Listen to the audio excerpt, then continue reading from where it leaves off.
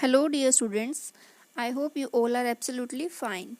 Today, we are going to continue with the poem of chapter 4, that is The Last Bargain.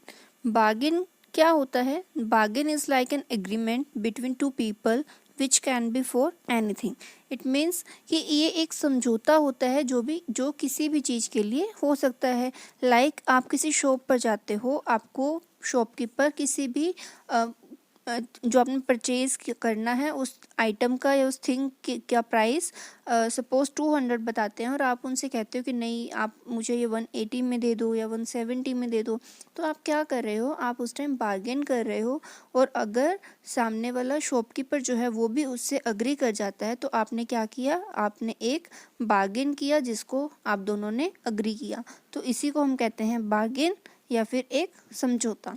तो इस chapter में हम यही समझेंगे, यही पढ़ेंगे कि कैसे जो पोइट है इस पोएम के रविंद्रनाथ टैगोर.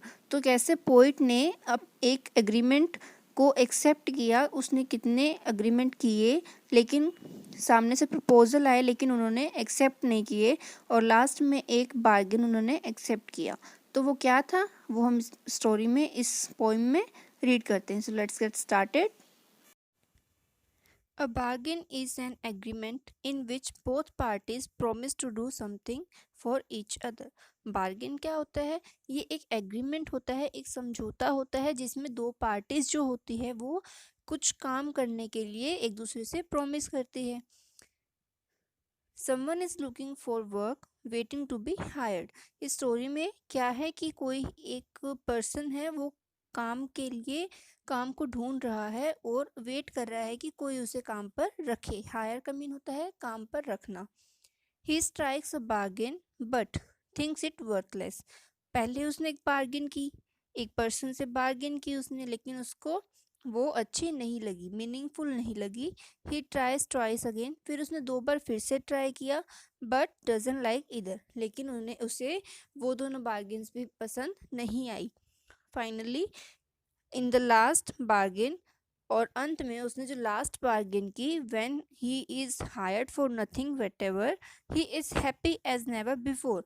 उसने थर्ड बार्गेन जो की वो उसने वो काम पर लग गया उस बार्गेन में, लेकिन किसी भी चीज़ के बदले नहीं. मतलब वो काम पर तो उससे रखा गया लेकिन उसे बदले में कुछ नहीं दिया जा रहा था, लेकिन फिर भी वो बहुत ही खुश था इस बार्गेन से. तो ऐसी क्या बार्गेन थी? What is the bargain and why it is the best. तो ऐसी क्या बार्गेन थी कि जिसमें उसे कुछ भी नहीं मिल रहा था लेकिन फिर भी वो बहुत ही हैप्पी था. तो ऐसी क्या बार्गेन थी और वो इतनी अच्छी क्यों थी? सो इसको हम जानते हैं इस चैप्टर में. Come and hire me, I cried while in the morning. कोई आओ और मुझे काम पर रखो, मैं ये चिल्ला रहा था सुबह के टाइम पे. वाइल इन द मॉर्निंग मतलब सुबह का टाइम था और मैं ये चिल्ला रहा था कि कोई आओ और मुझे काम पर रखो. I was walking on the stone paved road. Stone paved road का मीन होता है कि एक पथरीली सड़क जो होती है, जो पत्थर से बनी हुई होती है. तो मैं एक पथरीली सड़क पे वॉक कर रहा था, घूम रहा था. Sword in hand the king came in his chariot. Sword का मीन होता है तलवार एंड चैरियट का मीन होता है रथ. कि हाथ में तलवार लेते हुए एक किंग अपने रथ में आया. He held my hand and said. उसने मेरा हाथ थामा और कहा, I will hire you with my power. मैं तुम्हें काम पर रखूंगा मेरी शक्तियों के साथ, मेरी ताकत के साथ. But his power counted for note. Note का मीन होता है नथिंग, कुछ भी नहीं. कि उसकी जो पावर्स थी वो मेरे लिए कुछ भी नहीं थी, मैं उन्हें कुछ भी नहीं मानता. तो उसने क्या किया? वो बार्गेन को रिजेक्ट कर दिया. And he went away in his chariot. तब किंग ने क्या किया? वो वापस अपने रथ में चला गया. In the heat of the mid day the houses stood with shut doors. Heat of the mid day means गर्मी का टाइम था, दोपहर में बहुत गर्मी हो रही थी, इस वजह से जो घर थे वो उनके दरवाजे बंद थे. I wandered along the crooked lane. Wandered का मीन्स भटकना, और क्रुक्ड लेन मीन्स जो टेढ़ी मेढ़ी गलियां थी वो उनके अंदर मैं भटक गया. An old man came out with his bag of gold. तब एक ओल्ड मैन आए, एक बुजुर्ग आदमी बाहर आए, और वो किसके साथ आए? उनके पास एक गोल्ड का बैग था, सोने का एक बैग था. ही pondered एंड सेड, pondered का मीन होता है विचार करना या सोचना।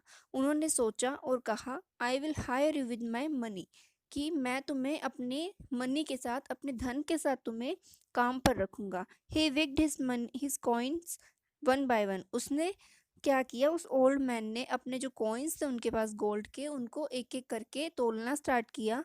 विक्ड का मीन होता है तोलना। बट आई टर्न अवे, लेकिन मैं वहाँ से चला गया, क्योंकि उनको पोइट को क्या था कि ये जो बार्गेन थे, ये जो समझौता था, वो भी अच्छा नहीं लगा। उसके बाद में इट वॉज इवनिंग, अब शाम का टाइम था। The garden hedge was all aflower, hedge का मीन होता है घिरा होना, कि जो गार्डन था वो हर तरफ फूलों से घिरा हुआ था, मतलब उसमें हर जगह फूल ही फूल थे। The fair made came out and said, I will hire you with a smile.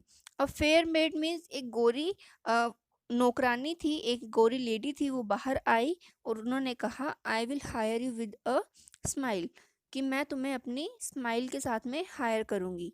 But her smile पेल्ड and melted into tears and she went back alone into the dark. लेकिन जो पोइट है उनको ये बार्गिन भी अच्छा नहीं लगा, तो उन्होंने क्या किया, रिजेक्ट कर दिया, जिसकी वजह से उनकी स्माइल, जो लेडी थी उनकी स्माइल फीकी पड़ गई। पेल्ड का मीन फीकी पड़ जाना, और आंसुओं में बदल गई, और वो आंसुओं के साथ में वापस एक अंधेरी जगह पर चली गई। In last, the sun glistened on the sand. Glistened का मीन होता है चमकना। जो सूरज की किरणें थी, सूरज की जो प्रकाश था, सनलाइट जो थी, वो सैंड पे, वो मिट्टी पे चमक रही थी। And the sea waves broke waywardly, जो समुद्र की लहरें थी वो तेजी से टूट रही थी। A child set playing with shells, shells होते हैं जो समुद्र के किनारे शंख या सीप जो मिलती है हमें, दीज आर कॉल्ड शेल्स। तो एक बच्चा था, वो बैठा हुआ, वो वहाँ बैठा था और शेल्स के साथ में खेल रहा था। ही रेज्ड हिज हेड, उसने अपना सर उठाया। एंड सीम टू नो मी, वो मुझे देखा हुआ लग रहा था, ऐसा लग रहा था कि वो मुझे जानता है। एंड सेड, और उसने कहा, I hire you with nothing, कि मैं कुछ नहीं के बदले तुम्हें हायर करता हूँ, मतलब मेरे पास देने के लिए कुछ भी नहीं है, लेकिन मैं तुम्हें हायर करता हूँ। From hence forward that bargain struck in child's play made me a free man.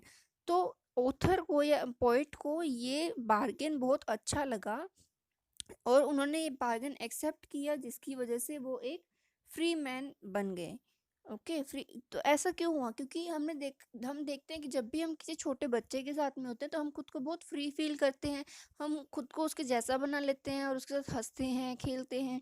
तो हम एक टाइम के लिए अपनी सारी टेंशन से दूर आ जाते हैं। तो ऐसा ही पोइट के साथ में हुआ। पोइट कौन है यहाँ पे, रविंद्रनाथ टैगोर। तो क्या हुआ, उनके पास पहले किंग आए जिनके पास पावर थी, तब उन्होंने पावर के साथ में वो बार्गेन करने से रिजेक्ट कर दिया। उसके बाद में ओल्ड मैन आए जिनके पास बहुत सारा गोल्ड था, उनका प्रपोजल भी उन्होंने रिजेक्ट कर दिया। फिर एक लेडी आई थी जो स्माइल से उनको हायर करना चाहती थी, बट वो भी उनको अच्छा नहीं लगा। एंड लास्ट में उन्होंने क्या किया, एक चाइल्ड से जो बार्गेन हुई उसको एक्सेप्ट किया, बिकॉज चाइल्ड के साथ में वो बहुत ही फ्री फील कर रहे थे। So it was about our story. I hope you understood it very well. Thank you.